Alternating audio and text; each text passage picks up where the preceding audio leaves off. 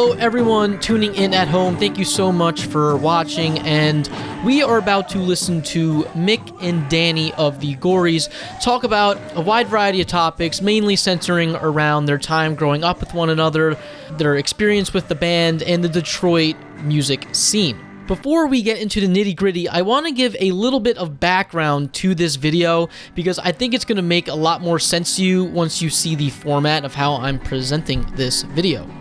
And the whole manner in which this interview had unfolded is a funny story in itself, so I've decided to include it in this video anyway. If you do not have the patience to hear about this, just skip ahead at the timestamp on the screen right now, and we'll just get straight into the interview that way. Alright, so I want to start with the original intention for this interview. My good friend Alex Chilton had asked me if I'd be interested in doing an interview for the band The Gories.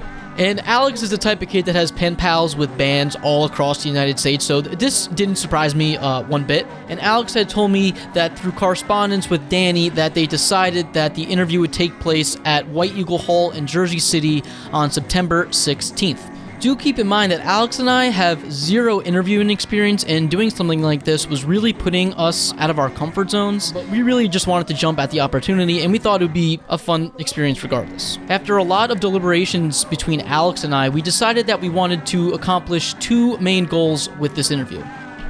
The first goal being we wanted this interview to be extremely informal. We wanted it to be more of a conversation between musicians. The second goal being we wanted to ask questions that could help fill the gaps in the history of the Gories. As is, there's really not that much information known about the Gories. There's one documentary on YouTube that actually explains the story really well, and we just kind of wanted to supplement that documentary and just get some information that hasn't been previously been reported or written down anywhere. For the equipment used for this interview, I wanted to stick with the informal, conversational type of flow we were going for this interview, and as such, I wanted to use some bare-bones, stripped-down equipment. For video, I was going to use my JVC camcorder. For audio, I was going to use a Radio Shack desktop cassette recorder that I did some audio tests with that sounded just fine for our purposes. And then I also brought my Pentax camera, as always, just to take some supplemental pictures. The day of the interview finally comes, and me and Alex are very prepared. We are ready for anything to come our way, and we are confident in our questions. Through previous conversations, Danny told us to meet us at the venue at 5 and to just text him, let him know we're there, and he would bring us inside so we could do the interview. And just like with anything in life, of course, things didn't go as planned. And that's kind of why I'm doing this kind of background information here, because I want to explain what happened. So we got there in time, we texted Danny, we waited a little bit, we didn't get an answer from him. I think Alex tried to call him, once again, no answer. We thought maybe they were in sound check. So I started knocking on the front door of the venue that was closed, and some guy came out asking who we were, what we were doing. We had told him that we had an interview planned with the headliner that night, and I don't think he believed any word we had said, but we kept reiterating that we had an interview and we wanted to talk to the band. So he said he would go back and relay the information to the band and to sit tight. A few minutes pass and Mick comes outside and he's looking at us like we have 3 heads. Unbeknownst to us, Mick had zero idea who we were.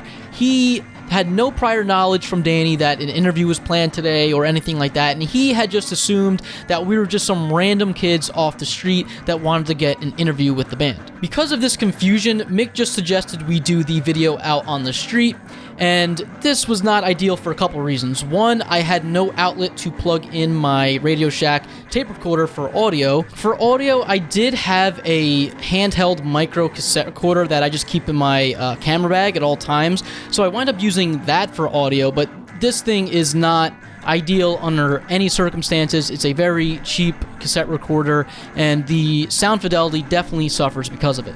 And 2, this was a very busy street and there was tons of background noises. So when the video comes on, just bear through the sirens and the dog barking and stuff like that. I'm going to transcribe the video, this way you could just read the audio if it becomes hard to hear.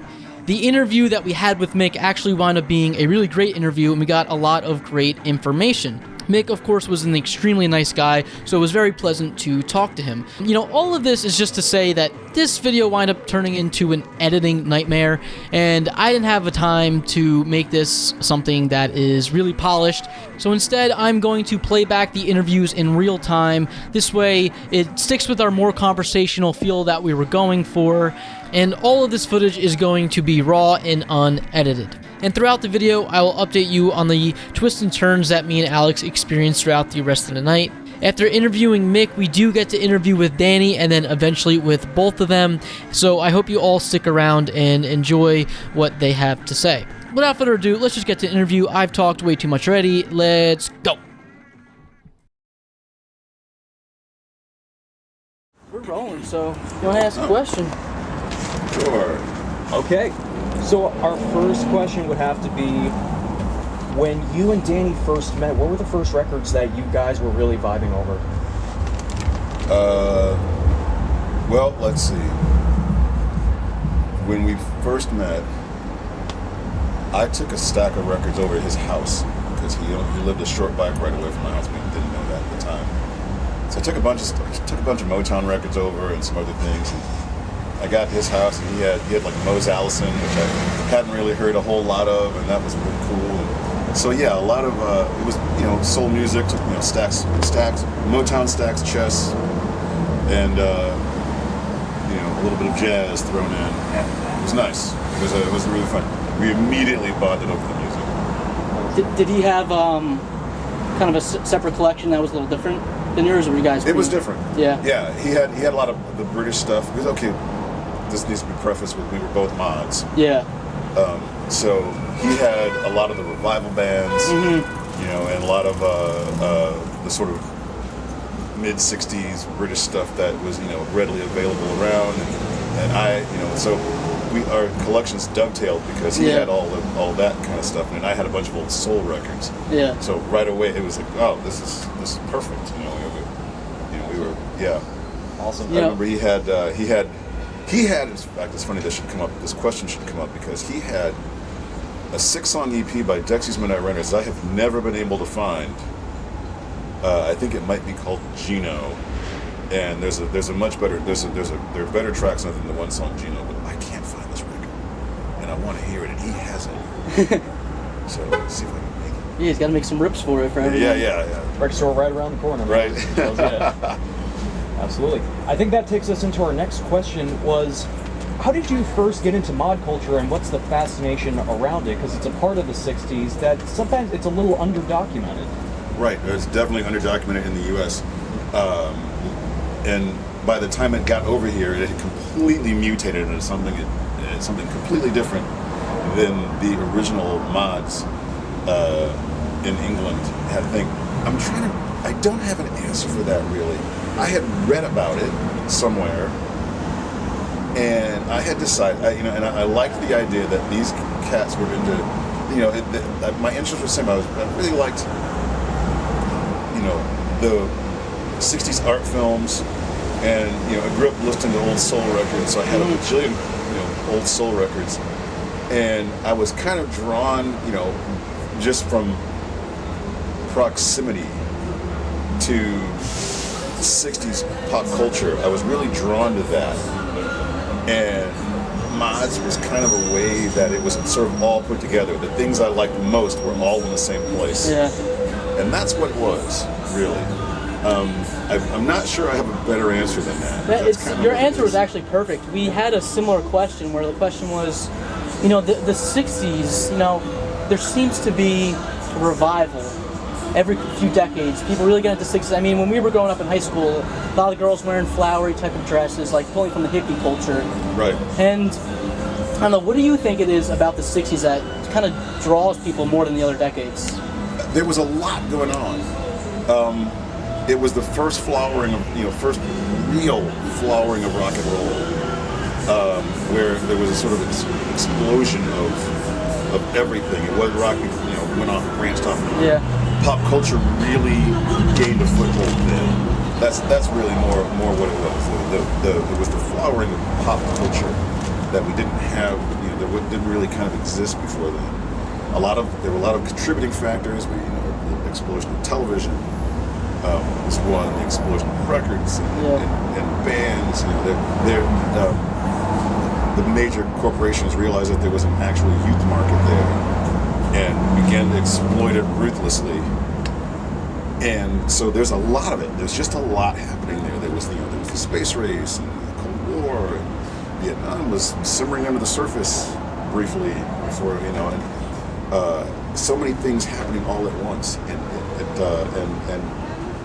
the pop culture represents that rapidity, I think, is reflected in the pop culture. Mm-hmm. There's just the sheer amount of activity. Awesome. Sorry to cut this. Do you have to go? Like I said, I'll come out to get you. Okay, just make sure. Like, do you have Yeah. So we were going to end on this question, but it's so relevant to what you're talking about with the '60s, and with garage rock specifically. And I think you hit the nail on the head where the '60s were the first time where the youth had a voice. Yeah. And kind of childhood was kind of becoming what it is as we know in the modern age. Right. You can attribute it. The '50s were they sort of had it, but then they tried to they kind of quash that at the outset after the bad boys got really bad. Yeah. And they almost succeeded in killing rock and roll before the British invasion. And just what you're saying, and on my YouTube channel, I see people care specifically about the term like garage rock, and that's kind of like a catch-all term nowadays, the term garage rock, and yeah, I think it kind of encapsulates the teen approach to rock and roll. And I was curious if where do you find the Gories? Where do they sit in the place of garage rock revivals and just garage rock as a community? We thought we were late when we formed. There had already been a bunch of garage bands. The Ugly Things had happened, and the Great Big Five were out, and there were all these bands. We thought, well, if we get a 45 out, that'll be good. People will know we're here. And we didn't, it would never have ever occurred to us that, that scene was just getting started, because it seemed pretty well developed by the time we came along, and we were playing what we recognized as garage rock. So I don't want to use the term pioneers, because we were not by any stretch of the imagination pioneers of garage rock revival, but we were certainly earlier in than we thought we were. Mm-hmm. Because now, there was this explosion suddenly, like after we'd broken up, basically, there was this explosion of bands. It's a tsunami of garage rock bands after we broke up that we would never have been able to predict, or even, it never occurred to us. Yeah. I assume you guys were listening to a lot of like the Back to the Grave, or Back from the Grave, the Nuggets, that type of stuff? Yes, we were listening to it, but we had decided, what were those bands listening to? And most of those bands were listening to the Stones and the Pretty Things, and the Yardbirds. Yeah. So we bought those records and thought, well, what are these guys listening to? These are all Chess covers. So let's listen to Chess records. So we went out and got all the Chess records and listening to Bo Diddley and Howlin' Wolf and Willie Dixon, etc. And I thought, well, that's well, these guys were listening to this, and these records, they sound like that. Well, let's do that. So we, instead of trying to sound like highs in the mid '60s, we decided we were going to try and sound like Willie Dixon. Yeah. And I personally feel that we sound a lot closer. It has been said, that we sound a lot closer to an actual garage rock bands, because we were listening to what those bands were listening to. We weren't trying to ape the bands on Back from the Grave. We were trying to ape Bo Diddley. And those bands on Back from the Grave were also trying to ape I think that's interesting, because you hear a lot of people be like, oh, I want to write a Beatles song. And they try to listen to Beatles songs to come up with a Beatles song. No, you got to listen to what the Beatles were listening to. Right. They weren't listening to their own music. Right. I guess my question to piggyback on that was, at the time the Gories were coming about, was the era of the Paisley Underground was the closest thing to a 60s revival at the time. Yes, Paisley Underground. Could you tell us what your thoughts on that were at the time? We felt we were a direct rebuke of the Paisley Underground.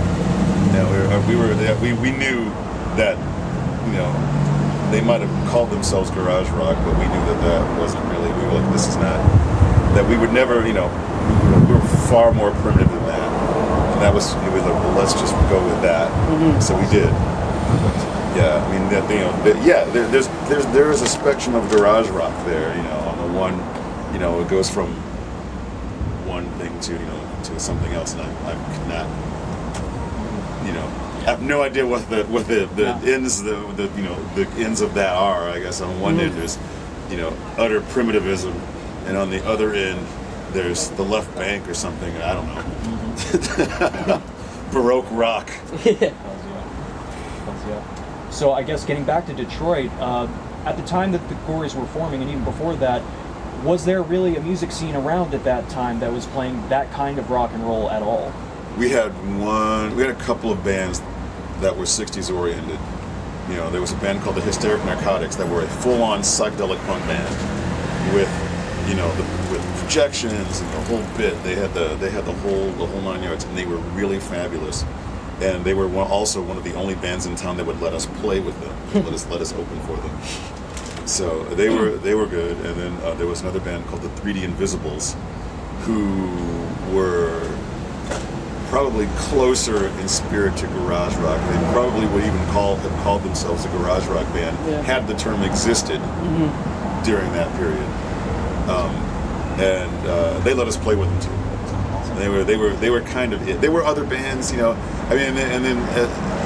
were other bands that sort of mined that territory without actually being like a 60s oriented band. So there were bands that played music along those lines but weren't really garage bands. The era that you guys were starting to play shows, did you get any attention from kind of the punk heads of the time? Because it's kind of a similar genre, but not really at the same time. Not so much. It was, the punk scene at the time was geared more towards hardcore. There wasn't a lot of other hyphenated punk bands, scenes going around. Punk at that point was really just hardcore, and it wasn't our scene. We weren't theirs, so we rarely touched bases. I guess going from that, we would like to talk a little bit about the process of recording house rocking and what you guys were really planning on while making that album. Were you trying to mimic your live sound at the time, for just getting that sound on vinyl? Yeah, to kind of piggyback on the question, I heard you speak about you weren't initially happy with the acoustics of the room you were in. You went into I forget the name of the metal hut. Was that because that's what you were used to playing in? Were you? Oh no, we just thought it sounded more like Motown. So we thought, well, that's not this. We like the sound in here better because it has this nice reverb, like Motown-y reverb, and and the actual studio was acoustically dead because it's a recording studio, and we didn't really care. We thought we like this better, and he went with it because he's like, well, no one's ever wanted to record out in the garage there with the trucks, so let's do it. So he got a couple of extra long cables and went out there and did it. I'm pretty sure it was the Sonics for their third record. They went into a nice cushy recording studio and they started taking the stuff off the walls. They're like, this doesn't sound like we're used to. Yeah, we didn't really have it wasn't any sort of an aesthetic choice. It was just we liked the sound better. It was just more of a personal let's do this instead. If he had insisted, we probably would have just recorded in the actual studio. The record would have sounded completely different. Sure. Do you remember the equipment you were using? Recording on a cassette, recording on quarter-inch tape? No, it was a half-inch 8-track. It was a Tascam 88. And 80-8? Yeah. That's the one I started on. Good machine. Yep. It was a really great machine. And I don't know what the board was. I don't remember anymore. I couldn't tell you. The mics were probably just, Shures. Yeah, the usuals. There was nothing fancy anywhere, and all the reverb that you hear is the Quonset hut. There were no real effects on anything. There's some double vocals, but that's because I just didn't like my vocal take when I sang it again and just bleed from the earlier take. Did you do, besides vocal overdubs, did you do guitar overdubs at all? Or was mostly everything? No, there was no way to get a guitar overdub. After the way we recorded it. as opposed to that recording experience, can you tell us what it was like recording with Alex Chilton after that?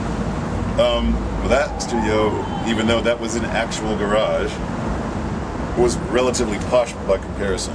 No, it was fine. He was really great.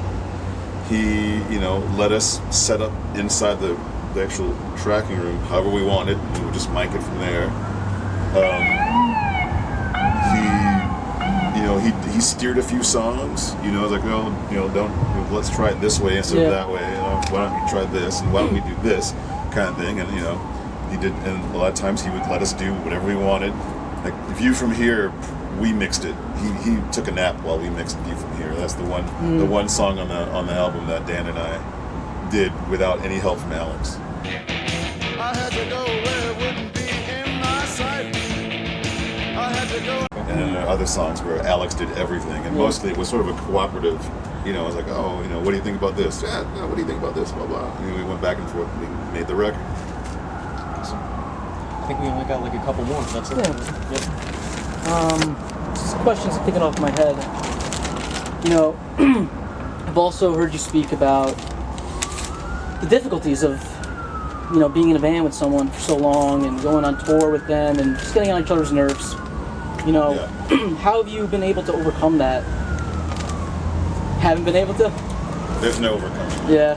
You just have to. You really have to. It's been, in the specific case of the Gories, it's been 3 decades. Yeah. We're just used to each other being around now. And also, we haven't had an actual tour since 2015 where we had to sit in a van for 8 hours. Oh, yeah. We haven't done that since 2015. All of our shows since then have been fly-ins, basically, where we're, because Peg lives in New Orleans, not in New York. Yeah. So, we just get on a plane, we go out, we do the show, and maybe there's an Airbnb somewhere, or a hotel room, and the next morning we fly home. But you don't really get over that sort of thing, and that's the downfall of a lot of bands, especially bands that start out as friends. Yeah. Where they're great people all the time, but then when you're stuck in a sardine can with them for 15 hours, you just can't take it anymore. Things that might have been interesting and quirky, in the bar, are suddenly reasons to murder someone. I assume you almost become family at that point. You sort of do. You do, really. In the Dirt Bombs, we solved it by just not speaking to one another. So, you mentioned that Peggy lives in New Orleans now. So, how do you guys handle practicing before shows? You just practice at sound check? Yeah, we want to work a new song and we just work it up during sound check. Cool. Yeah. Awesome. I think we might want to do the final one. Sure. Yeah. For the last question, I think, if you don't mind, would you mind explaining the influence of Tim Shaw on you guys and the Detroit scene when you guys were Jim along? Shaw. Oh, Jim Shaw. I'm such an asshole. Yeah. Sorry. That's all right. Jim was, he was just there. He was always around. He's one of those guys that was at every show somehow. No matter where it was in town, he always meant to show up somewhere. He recorded a lot of Gories shows. He dated Peg for a while. He was just around. I don't know. As far as influence goes, I don't know. He turned a lot of people on to a lot of good records. That's probably his biggest influence there. He was better than any DJ in that specific regard. There are a lot of bands who would not have the repertoire they have without Jim Shaw's input. That's interesting. It's good. Sing a lot about him online. Do you want to say anything else? I don't have any on top of my head. That was everything on the list. Yeah. Well, Mick, it's been a pleasure, man. Yeah, thank you so much for taking time out of this. Not a problem. Answer some questions, man. Happy We really to do appreciate it. All right. Awesome. Thank you so much. You're welcome. Yeah, it's gonna be a great show, man. Can't wait. Yeah, we're excited. We're very excited. I hope my voice holds out. We thanked him for his time after the interview, and we headed back to the car. At the car, I dropped off the video recorder, and I also dropped off the desktop cassette recorder. I kept my camera for taking pictures during the show, and I also kept the handheld micro cassette recorder just in case. Alex and I then went to the local bar to get something to eat as well as something to drink. And while we were there, we were kicking ourselves in the butt. We were upset that the interview didn't go how we wanted. We didn't get to see Danny. We were confused. We thought Danny stiffed us. And then all of a sudden, out of nowhere, Alex is getting a phone call from Danny. Danny says his phone has been off. He didn't know that we came. And we basically told him we'll be there right away. And we ran back to the venue. Alright, so we're on our way to go interview Danny about an hour and a half later. And we no longer have the video camera. We're running across the street. We left our food at the bar. Piping hot fish and chips. Alex just downed a beer. For the sake of the interview. Yeah, if I would have downed that beer. Feeling okay. Alex, I'm a lightweight. Very nice to meet you, Mario. Mario, Alex. Nice to meet you. Come on. Yeah, sounds good. So we get to the venue, we meet Danny, he gives us passes to go backstage, and we go into the green room, and we're ready for interview part 2. Unfortunately, this time I didn't have my video camera as it was in the car, nor did I have the desktop cassette recorder. All I had was my handheld micro cassette recorder. And of course, given the luck we had, my micro cassette recorder eats the tape about 5 minutes into the second part of the interview. Luckily, I had my phone running as backup, so we were able to finish the interview without a problem. Let's listen to part 2 of this interview now. You can bring these guys back with me. I just have this handheld cassette. So I'm Okay. gonna put it a little close to your face, but if I'm too close, just No. bite at me, You can sit down if you want. Great. When you first met Mick, what were the first records and artists that you guys were really vibing over and just really getting into? I remember that I brought a Small Faces record to his house. I had all the early singles comped on one album, and it had What You Gonna Do About It with that wild feedback solo. And I played that for Mick, and that blew his mind.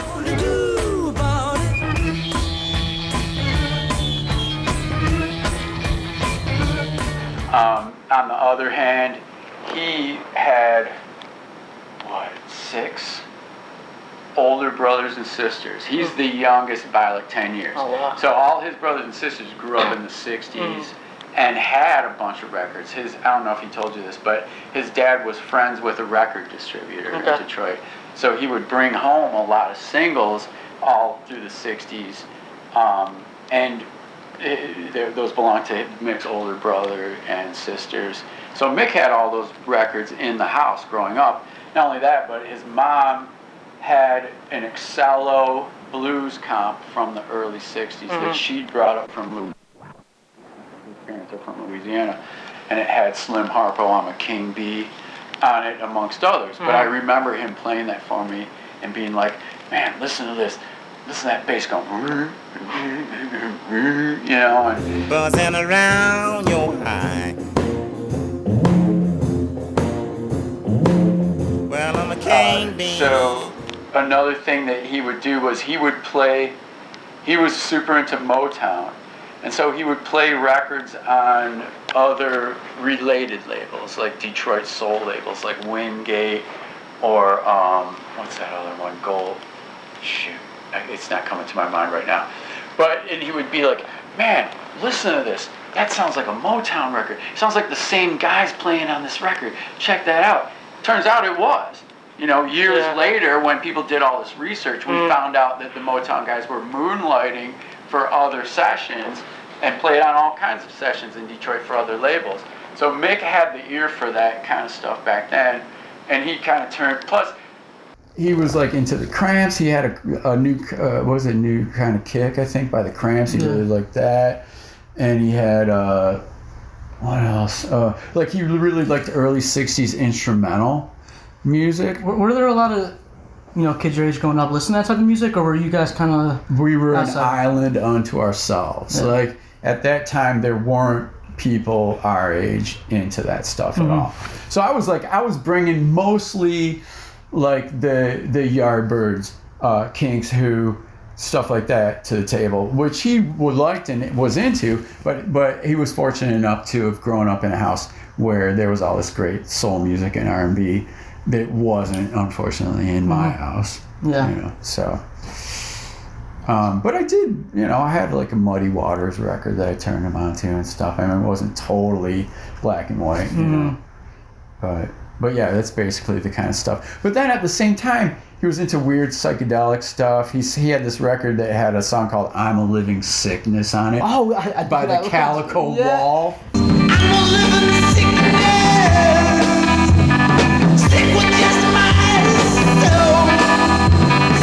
Dude, that song was one of my favorites. Okay, one of my he had favorites. a 7-inch comp. Yeah. You know, that had like some garage stuff on it, and that was on there. He's like, man, you gotta hear this song. And this was like 85 probably, you know, when that stuff was first getting reissued, you know.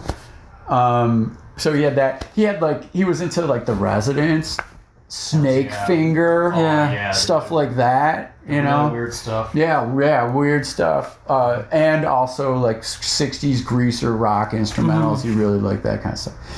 There's this great radio show in Detroit where these guys who were teenagers in the 50s had collected records, and in the 80s they had this radio show where they would play just late 50s, early 60s greaser rock and R&B, and Mick listened to that show religiously and turned me onto it. It was called Old and Gold, and he used to tape the shows.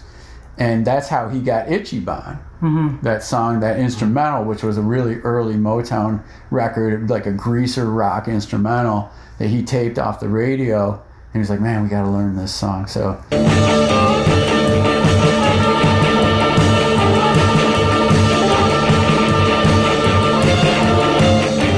that's the kind of stuff that That's awesome. Yeah.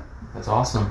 The other thing that I know you guys bonded a lot over was like mod culture. I was wondering if you could talk a little bit about where the fascination for that comes from, because especially in America, it's kind of underdocumented as a part of the 60s and kind of lived in England at the time. Agreed. Well, okay, so when I was in high school and I was like 16 or 17, I was getting disillusioned with mainstream culture, let's say. So I was looking for something different. So I started to get into 60s stuff. I heard the Yardbirds on the radio, like For Your Love by the Yardbirds. And I was like, man, what is that? When I was like 15. I love that. This would be 81, maybe 82, around that time. And I'm like, that's my sound. That's my music. I like that stuff, you know. They would, you know, you get For Your Love and they hit that bridge where they go into the I was like, what is that, you know? And so For your love, I would give the star. then that started me on finding out all that 60s British stuff and getting into that. And at the same time, discovering vintage clothing. So I'm digging through my mom and dad's closet, finding clothes from the 60s, started wearing that stuff to school. There was a kid in my high school who grew up in England, and he said, "You're a mod." And I was like, what's that? You know, but I was starting to dress that way without even knowing what it was, and getting into that music without knowing there was a name for it, you know. So once he put a label on it, I was like, oh, I'm a mod. Oh, I got to find out what a mod is, you know. So then I started looking into it, finding books, and, you know, books were just starting to come out at that point in the early 80s about mod stuff. And I found a book that had all these pictures of mods from England and photos of like soul record labels. And I started seeking out that music, and I started gravitating more towards like what I was always looking for the roots, you know. So, you know, I'm looking at the Yardbirds record. I really loved having a rave up with the Yardbirds, and I'm like, these songs are so good. Who wrote those songs? Looking at the label, and it says M. Morganfield. Oh, you got it. Oh shit. That's why we have this. Yeah, I just put this on. That's so funny. That is a good call, man. Well, I don't know what you got and what you didn't. No, I've been. We got everything. Oh, you got a backup. We're perfect. Okay, That's all right. funny. Yeah, no worries. So should I just keep going? Yeah, Okay. it's So I'm looking at the label. C. Burnett, E. McDaniel, M. Morganfield. I'm like, who are those guys? Muddy Waters, Howlin' Wolf, Bo Diddley. So I was like, I got to find out who those guys are. So once I discovered that, I'm like, oh yeah, this is the real stuff, you know, and really got into the chest blues and all that. And Mick and I kind of got into that stuff at the same time, you know. And I mean, fortunately for him, he loved that stuff. I mean, he loves everything. Has the most broad-minded taste in music of anyone I think I know, you know, or ever met. But yeah, so just kind of discovered, and then Quadrophenia, of course, that with the guy on the scooter and the parka, and I was like, wow, that's cool. What's that? And when I was in high school, I got really into that album, and it really spoke to me as in the teenage condition, you know, like it really spoke to my teenage alienation and angst that when I was 16, 17 years old. So that, and then I started discovering the early Who, you know. A friend of mine had a cassette with all the early Who singles on it, you know, Kids Are Alright, Call Me Lightning, My Generation, Anyway, Anyhow, Anywhere.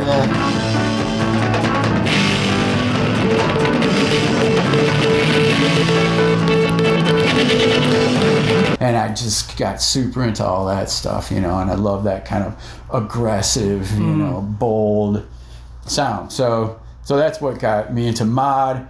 How Mick discovered mod, I'm not sure. But when we first met, we had a shared interest in that. He may have read about it. He already had those. To us, mod is rhythm and blues of the early 60s.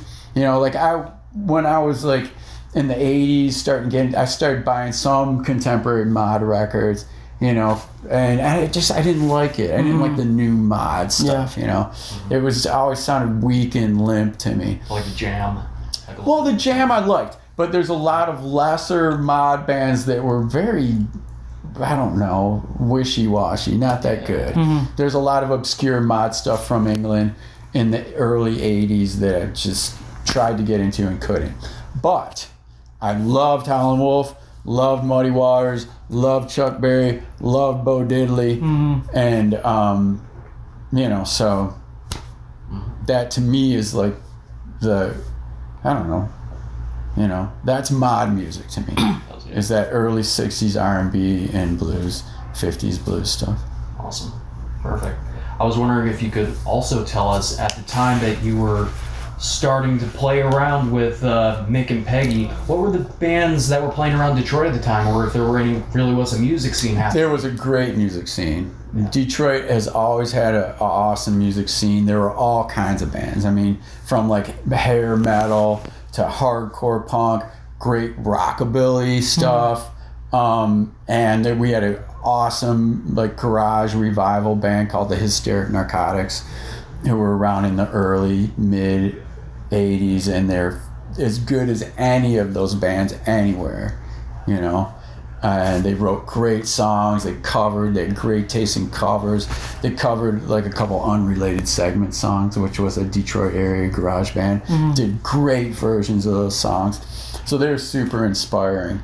But yeah, we had all kinds of punk, and you know, we had a great surf band before surf became a big surf revival thing. Like in the early 80s, we had a great surf band called the Zombie Surfers. You know, Detroit had a great scene, and it was really inspiring. These guys were all maybe like 10 years older than us, and had been playing since like the late 70s punk scene, you know, mid to late 70s. So we looked up to those guys. Hells yeah. Awesome. Want to record? I don't have any questions that are coming to me about that at the moment, but I was going to ask you, you know, you said, you know, you just named all the influences, and I think it's interesting because pretty much all the names you named are the same influences. And I know that, you know, something we were talking about with Mick was the garage rock. I know it's kind of a catch-all term now, but garage rock, there seems to be revivals every 10 or 15 years. Right. And there seems to be something that the attitude about it that people get drawn to. And where do you see the Gories fitting in that story of garage rock? Well, when we first came out, like in '86, I felt like we were the last word of the garage revival at that point. You know, because it had been going on since about, 79 or 80. And it felt to us that bands were getting more slick. And Back from the Grave came out around that time in the early 80s. And Tim Warren, who put those comps out, really pushed this aesthetic of crudeness, ineptitude, in a contrast. I mean, it was kind of marketing, but it was in contrast to maybe like Pebbles or some other. He really championed the more amateur, raw sounding, cruder side of the garage rock stuff, and we embraced that. I mean, Tim Warren, unfortunately, some of the stuff he put on the covers was kind of misogynist and homophobic, unfortunately, but he did define this kind of aesthetic that I personally, I mean, I don't know, I guess Mick did too, really identified with.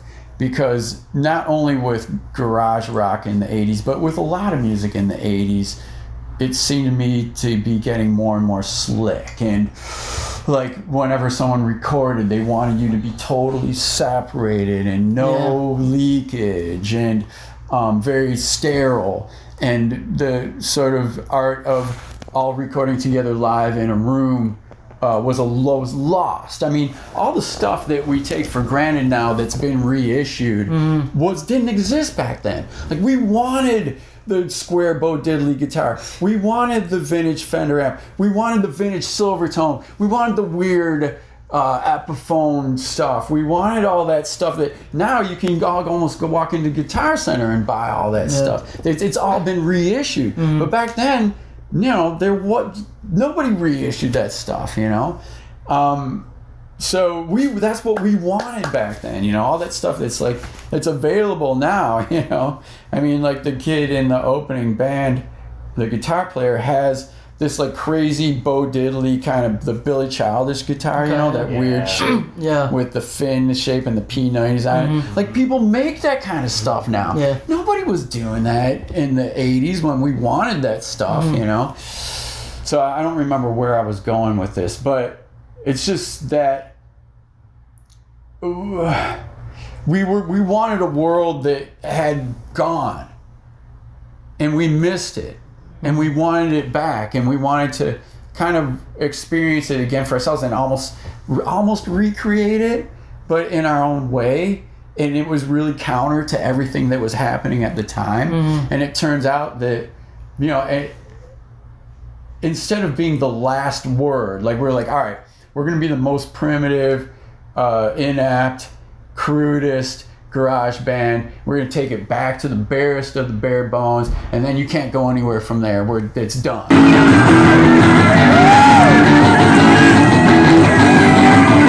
And little did we know that would spark a whole other branch of this thing, and then people would like reissue like Japanese guitars, cheap Japanese guitars that we would buy for $100, became cool, and they started making them again. I mean, I never dreamed in the 80s that they would start making that stuff again, That's what like I said, that's what we wanted, but it didn't exist. So I feel like we sort of, us and people,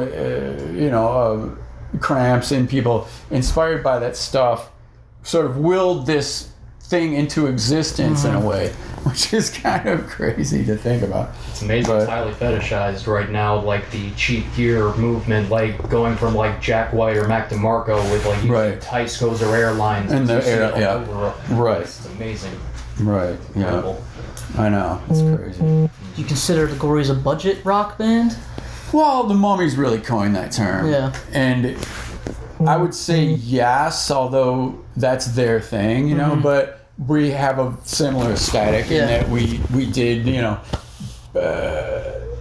it's kind of almost like an anti-consumerist, like we're like, why do we need new stuff when all this old stuff was so well made that it still works? Like, it still works. These old garage band riffs still work? Why did you discard these things? Yeah. You know, these old amps still work. Why did you discard them? You know? So I don't know if you talk to the Mummies, they would think of it in those terms. But I think of it in that way, you know? And it's almost like living off the fat of the land, or the discarded things of the land, you know? It's like picking up these discarded things and making something new out of it. And in that way, it's almost like recycling, you know, which is a budget kind of way of doing things, I guess. Absolutely.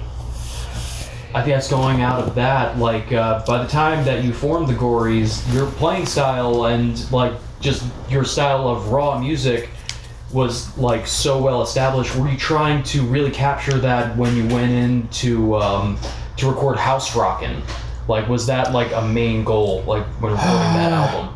Well, I think the goal was just to capture the sound of the band as it existed at that time. Now, I will say that when we went into the studio, the guy who recorded us liked us because we reminded him of the Cramps, and he was a huge Cramps fan. We weren't trying to be like the Cramps. Yeah. But we were like, we'll take it. If you want to do an album and you like us because of that, that's fine.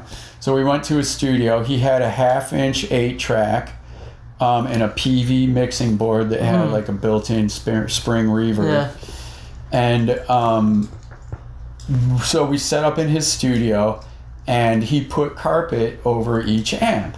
And Mick said, "What are you doing?" And he said, "Well, I want to separate the sound." And Mick said, "No, we want leakage. Leakage is a good thing." Mick had never set foot in a recording studio, but he read a lot about it, and he read Mick's. He used to read Mick's magazine and stuff like that. I wasn't at that time that knowledgeable about recording, so I didn't really know. But he said, "No, take the carpet off, and we'll do that." So we tried recording like that, and it was okay. He had carpet all over the walls. So we started we played a couple songs, and then we started kind of nosing around. We took a little break, and we opened a door, and there's this giant Quonset hut. Giant. I mean, you could pull like a semi truck, you know, the front of it, not the whole thing, but like a semi tractor into this thing. And it had a dirt floor, giant. It was all metal. And Mick was like, "Can we record in there?" And to his credit, the guy who had the studio, who was just our age or just a couple years older, was like, "I don't see why not." I was like, "Sure." So we pulled some mics in there, put the amps set up in there, and recorded in there. And then we got that, you know, big weird sound that had leakage. And I would like, there's a couple of tracks where I scream in the background, and you can hear it because it's bleeding into the mics. That's the kind of thing we wanted, you know, like, for example, Susie Q by Dale Hawkins, one of my favorite records. Great guitar solo, James Burton. Somebody, or it might be a Gene Vincent record, I forget which one, it might be Bebopalula. Somebody screams in the background right before or during the solo, and you can hear it's off mic, but it's there. I love that kind of shit, you know?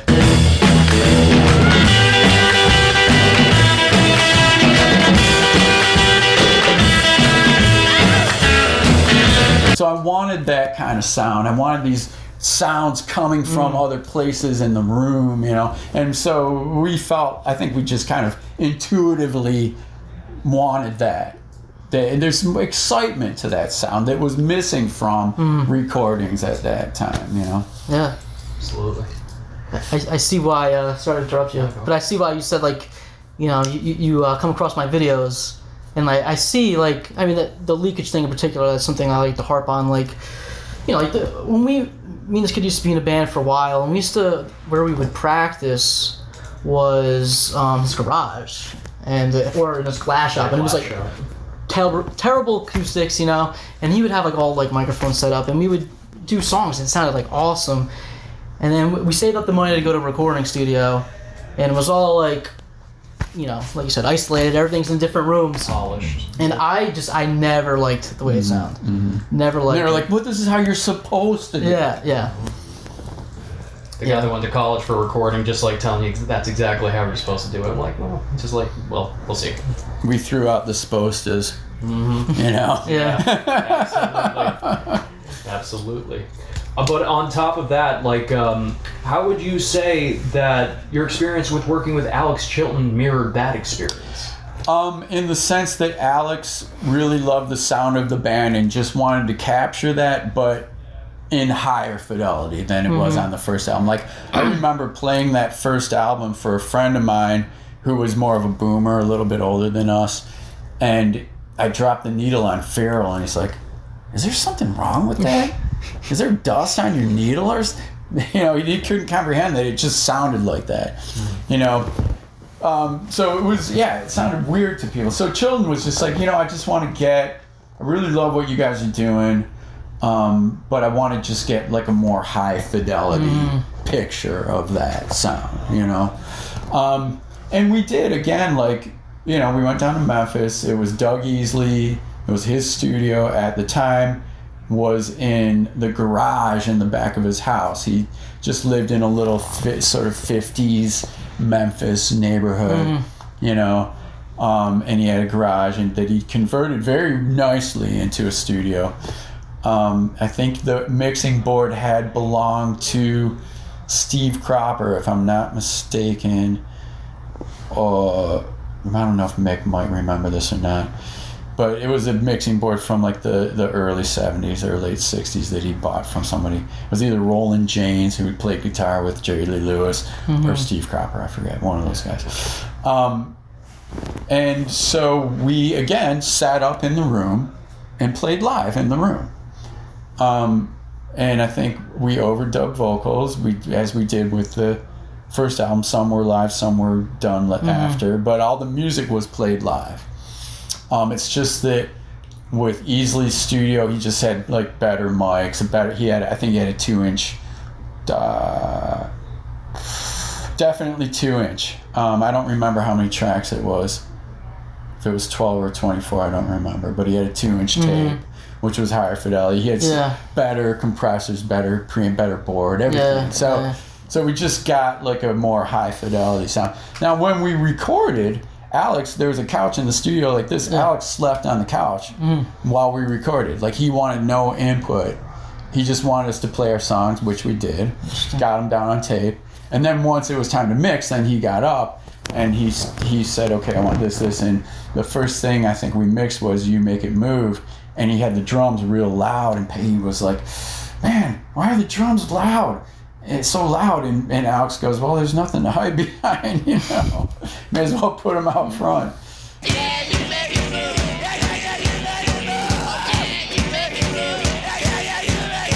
And he loved her drumming too. I mean, the first time I talked to him, he asked me, "Who's that drummer? Who's your drummer?" But yeah, so he put the drums real up front in the mix. But he found, like, we all did it together. It wasn't like, he's like, "Okay, I'm the guy, you guys go home, I'll mix it." He was very respectful of us, which I appreciated. And he, you know, we wanted to be there during the mix, so we all mixed it together. And at a certain point, he could tell that we had ideas, you know, about how we wanted to sound, and he was very receptive to that, you know. So I feel like it was a collaborative thing. Which I still very much appreciate about him, that he really treated us with respect, you know. Do you spend time personally with home recording? I don't. And I should, you know, because I do like it. I've never set up a home studio for myself. I bought a 4-track set, I don't know, maybe like 20 years ago, and I used it a couple times. I made a couple recordings with it. But I don't know. I should do it. I'm just kind of, I don't know. I have no excuse. Is it more just playing for you, for music? Yeah. It brings you more joy? I love recording. Yeah. You know, and I like getting sounds in the studio, you know. Yeah, I need to do that. But anyway, yeah, I'm sorry, I don't. It's all good. A little question for the time. For the Gories playing style and how raw and loud you guys were, did you get any attention from the punk crowd in Detroit at the time? Well, we weren't loud. That's the thing. We weren't loud at all. Like, I played a Vox AC30, and I never turned it above halfway. Wow. Mick had a Silvertone Twin 12, which, I mean, even that thing cranked all the way up isn't really that loud.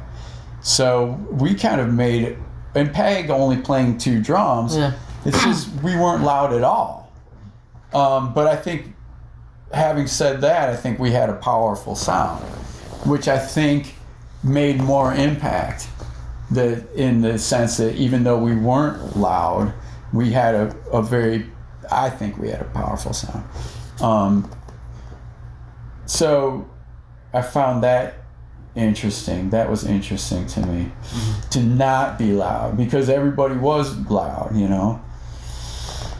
But again, like the Hysteric Narcotics weren't a super loud band, but they're very skilled and they could mix themselves very well. Yeah. You know, and that to me is very satisfying when a band is good enough to be sensitive enough to themselves as a band and mix their band amongst themselves well. Because essentially that is where your sound comes from. Yeah.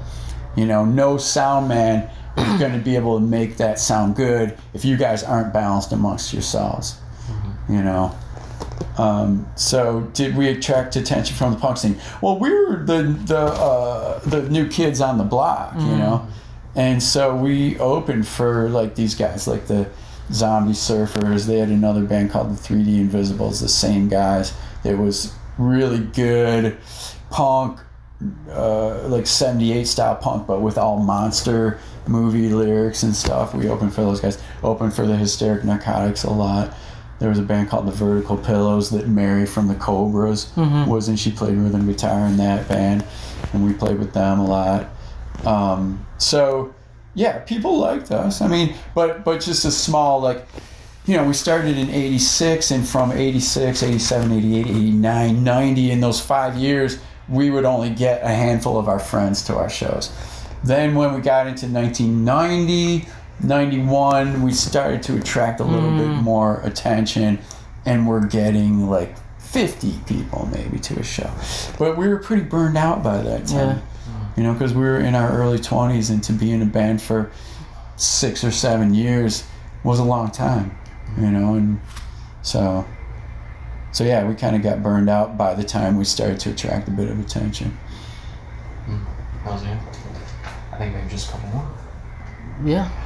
I was wondering if you could tell us the influence of Jim Shaw on you guys, because I see that name like so much within your guys' history. And he was like a big brother to us. He had a great record collection. He was like about 10 years older than us. Had a great collection of records, was super into R&B, really good taste in R&B, and was always playing good R&B records. He had not only a great collection of 45s, but all the reissues, like they were coming out in the 80s. He had a bunch of that stuff, and he had a vintage clothing store, so he'd make trips to New York often, and whenever he was in New York, he would pick up all the latest comps, all the latest garage comps, and rockabilly comps and stuff that like Tim Warren and Todd Abramson and Norton Records people were putting out anonymously in the 80s. That you couldn't get in Detroit, but you know you could get out here in New York, and he'd come back with all the latest ones every time and turn us on to him, you know. So and then he was just very encouraging. He loved the band. We did some shows in New York in the 80s, and he would drive us out there. He had a van. He would drive us. He found a Silvertone Twin 12 in a pawn shop and let Mick use it, and that's the amp he used through the whole time of the Gories. Wow. So yeah, no, he was very important to us. He's like the band's big brother, kind of. That's awesome. Very cool. Yeah. I think we hit pretty much all the big points. I think we really did. I think that we literally, that was everything on the list. I wish we had a better thing to wrap up. Well, I mean, if this brings to mind any other questions, I mean, I'd be happy to answer them.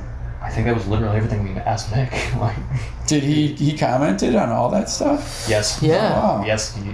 Some stuff you guys shared the same answer, and some stuff differed a little bit, so it's interesting. I'm really curious to see it then. Mm-hmm. Absolutely.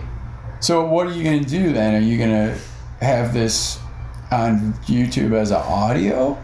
Like we got the photo pass, like maybe a little like Yeah, I definitely photo thing of the show. Well, I like, definitely want to take some pictures. Yes. Oh, okay. And then kind of make a montage of pictures. With the Yeah, audio. I'm gonna have fun with cool. it. Yeah, I'm gonna. Yeah. I'm gonna have to get a little creative with it, especially Yeah. since Absolutely. that's typical of me. Just my equipment failing all the time. Absolutely, man. Thank you so much for Yeah, answering this our is- questions. this We was really great. appreciate You're welcome. this. I just thought of something like Mick. You know, Mick knew about vintage recording gear back then. You know, like I remember him talking about a Fairchild compressor back in the '80s. You know, and it's funny. Like he'd read about all this stuff. You know, and he knew about good mics and stuff. And I remember him like saying like. I don't know, like maybe it might have been a Leslie Gore record. He's like, listen to the drum sound on this. Listen to that reverb. Listen to that room sound. I mean, he had that kind of ear for that stuff that I didn't really know, you know, because I'd never thought of it that way, you know. So he turned me on to listening to records in that way, you know. Was he ever into home recording at all? No, he had always talked about getting a home studio together, getting a label together, and just never did. You know, I remember him. So there's a crazy novelty record that Kim Fowley produced in maybe 1960 or 61. The band was called Bee Bumble and the Stingers. It's a classical music takeoff. I forget the name of it now. Shit. But Mick had that record. It was in the collection in his house. He's like, man, listen to this record. Listen to the drumming on this. This drumming is amazing.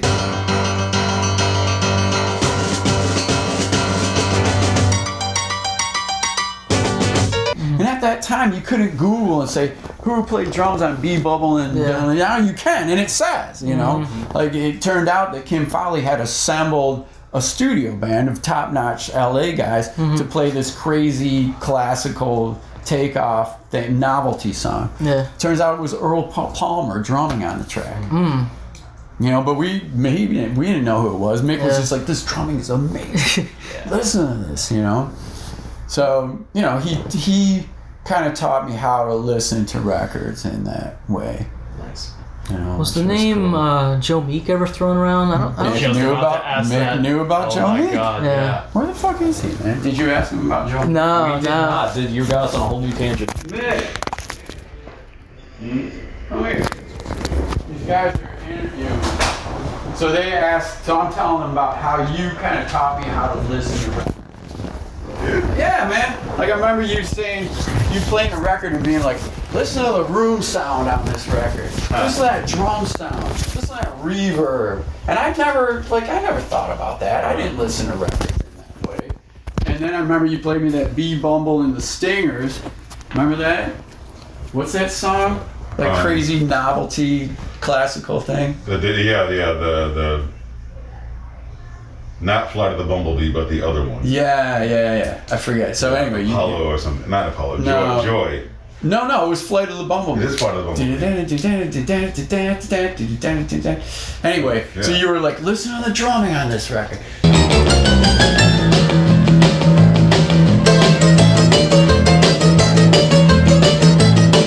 That drumming is amazing. The drummer is amazing. You know who it is now. Right.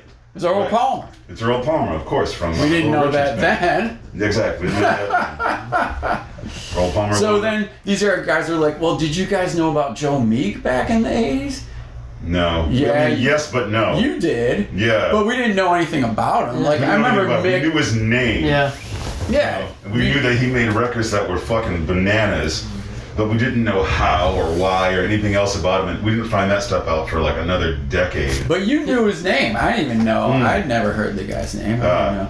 Yeah, because I'd heard, we heard Telstar and then Have I the Right.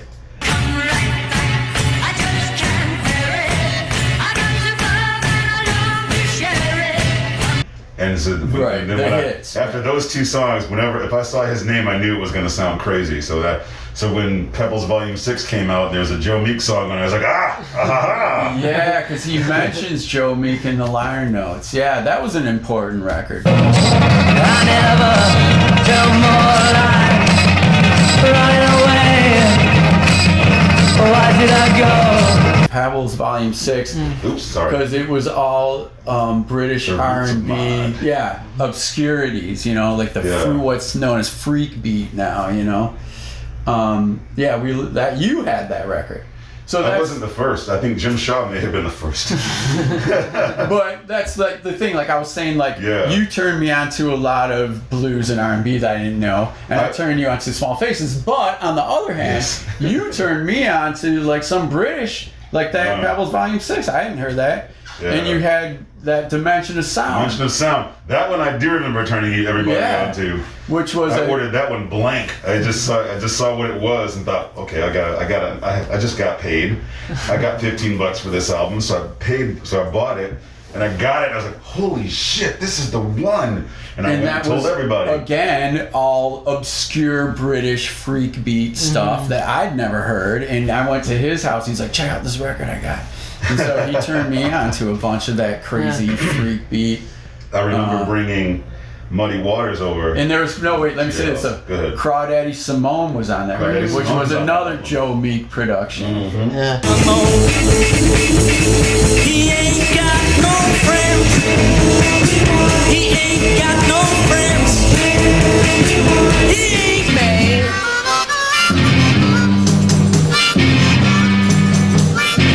You said you love me. Although.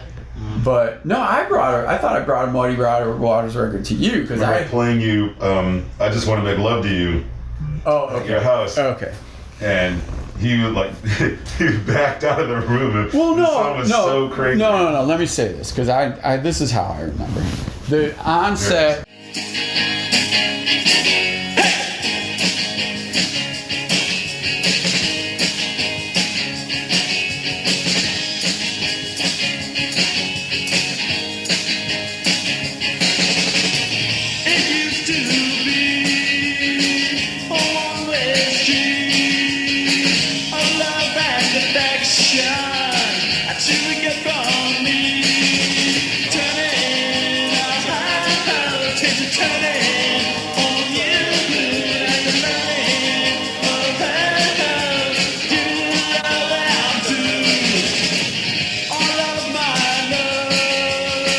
Onset recorded with Tom Ness, and Tom Ness had a Muddy Waters record. Sail On. Right. That's the album he had. That's the album. So I borrowed that, not knowing what Muddy Waters sounded like at that point. Oh, is that what it was? I had just heard of them, and I was like, "Oh, I need to know what this sounds like." So I borrowed it from Tom Ness, and was She Moves Me on that album? Yes, She Moves Me is on there. So that blew Standing Around Crying. me away. I don't know if you'd heard it before that. I don't think so. So that was just a guitar, or maybe two guitars, no bass, Right. and a bass drum. Yep. And that is all the instruments on this record. And we were like, what the hell is that?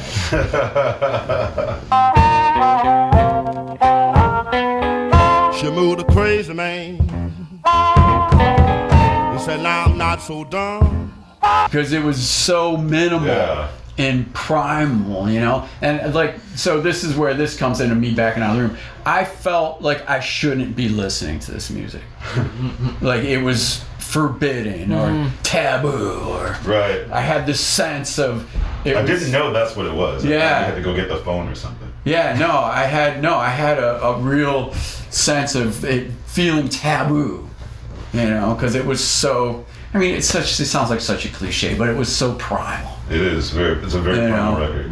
It's my favorite Muddy. It just came in the store the other day, and I was telling you about this is my favorite Muddy Waters record. And it's a comp. It's a comp of early 50s, Muddy Waters. Can't Be Satisfied. Yeah, all the Still my really favorite good Muddy Waters, early Muddy Waters stuff.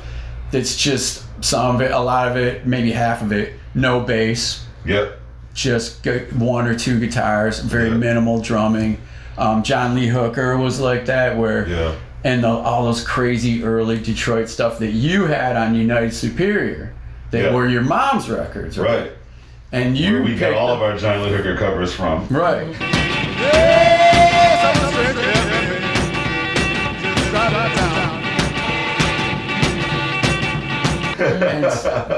And you picked that stuff up, and you're like, man, listen to this. And it's like John Lee Hooker on a really distorted electric guitar, just him stomping his foot, crazy echo, and then they'd overdub like wild The organ, guy- double track the vocals, all this crazy stuff. It hurts me so.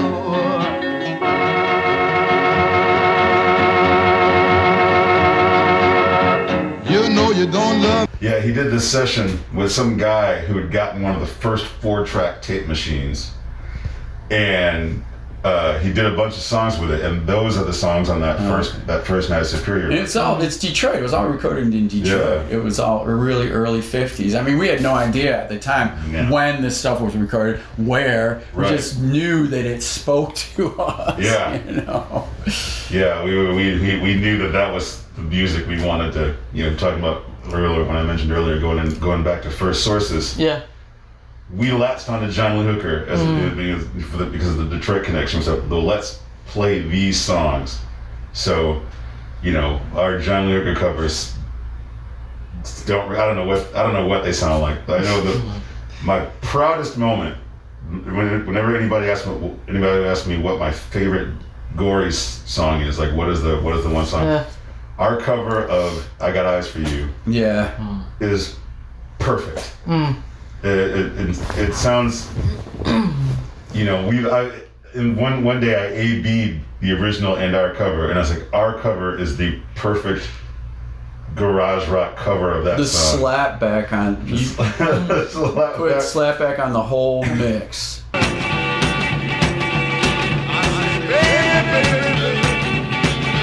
It's faster, it's louder, it has echo. It's exactly what you would expect some 60s, how you would expect some 60s band to cover a John Lee. Okay, so here's another very important song in the formation of the Gories. Sound, She's Fine, She's Mine by Bo Diddley. Oh man, yeah. All my money and my clothes. Another song that's, I think, just one guitar. Yep. No guitar, bass. No bass. And a ton of percussion. Yeah. Maracas. Maracas, claves. tom-toms. Yeah. Marshall Chess plays claves. Yeah. And so it's just and everything goes out of time. Yeah. But somehow it in keeping stays with the Gories. Yeah, but somehow it still works. Yeah. I mean, it's still. Yeah. Yeah, I remember how we flipped out. Yeah, that we song, flipped out over that. Absolutely went bananas. It's such a great song, and we were just like, oh man, listen to this. That's awesome. That's another question. You guys just hit on it just for a second. Detroit has such a long storied history of raw music from John Lee Hooker to the Stooges and the MC5. Why do you think that is, that there's such just a long tradition of bands playing exactly like that, getting to the rawest possible elements of music? That's an excellent question. I don't really have an answer. Well, one thing I would say, this might not answer the question directly, but the reason Detroit music is so rich is because of all the people from the South who moved to Detroit. People from Mississippi, Georgia, Alabama, North Carolina, South Carolina, and Kentucky and Tennessee all moved up to Detroit. So that made the music there very rich. Now you forgot Louisiana. Oh, sorry, Louisiana. Excuse me. Where his family's from. Excuse me. So that makes it really rich. And then with the Stooges, I think that their idea was almost like anti-blues, or to be influenced by the feeling of it, but not aping the riffs and the sound, like trying to make something new with that aesthetic idea, maybe. I mean, I don't know if you agree with this or not. I don't know. I mean, I think the pressure cooker of the constant drudgery of the factory leads you, let everybody, like, when they're not on the line, to just go as crazy as possible to like get as much living in as they could on the weekend before having to go back to the line, and that leads to some pretty intense weekends. And I think the music was just a reflection of that. That's everybody a good trying to go, you know, get as much partying in as absolutely possible. Yeah, because they were working hard. Yeah. And Detroit was go, go, go. There were shifts like at all hours. Yeah. So when people got 24/7. Yeah. Yeah, that's a good point. I never thought of that. Yeah, so I think the intensity of that work environment lead to that same intensity in recreation.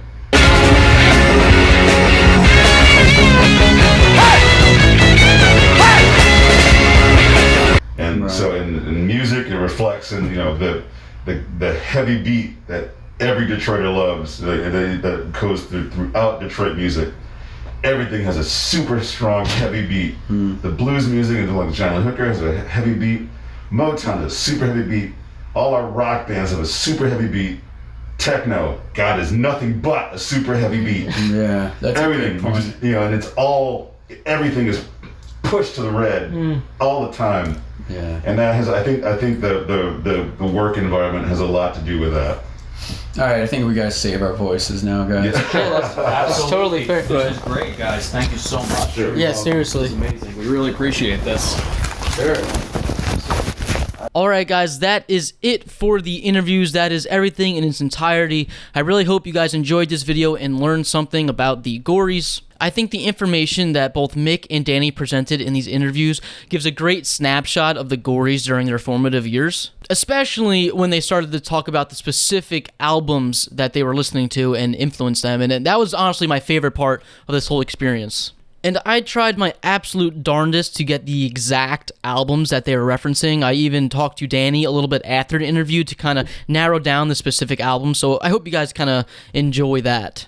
And I really, really hope that YouTube doesn't block the audio of any of the example recordings that I played, because I think that adds a lot to the story. I also think that an interview with the Gories was perfect for the channel because I think their attitude and approach for music closely resembles what I'm trying to capture with this YouTube channel. There are a couple things that really stood out to me that Mick and Danny said. The first being when Danny was talking about being disillusioned with mainstream culture when he was growing up. And I know that there's a lot of people in kind of this garage rock sphere that feel that way, and you know, I see this all the time on the comments of my videos that people allude to this sort of thing. Another thing that Danny touched upon was that they were questioning why other people were throwing out things that worked, specifically in regards to instruments and musical ideas. And I try to mirror this concept all the time in my videos. I constantly try to pull from the past and remember where the roots of what we do comes from. And this isn't just solely for music, as I think this is true for all aspects of life, whether it be art, politics, engineering, whatever the case may be. It is always important to look back to see where the first principles start in any idea. Alex and I hope to continue these types of interviews moving forward.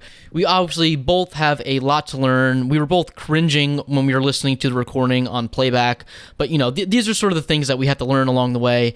And you know, the editing for this video was kind of a mess. You know, please keep in mind, it took me more than 60 hours just to edit what is seen here.